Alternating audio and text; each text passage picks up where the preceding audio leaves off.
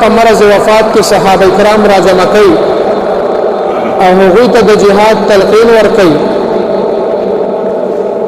حضرت اسامه بن زید رضی الله عنه ته د اسلام جنډه ورکړي او هغه د مسلمانانو امیر جوړي. عزتمند نبی علیہ الصلوۃ والسلام صحابه کرام ته داسې تربیت ورکړي چې د هغه د وفات نه وروسته هم هغه بیا په سلونو جهادونو کې شریک شوي او د اسلام دا جنډه په هر یو ملک اوچته کړې ده او په هر ملک چې کوم دی هغه د دین لپاره قرباني ورکړي دي. محترم عزتمند جهاد داسې یو اهم عبادت دی.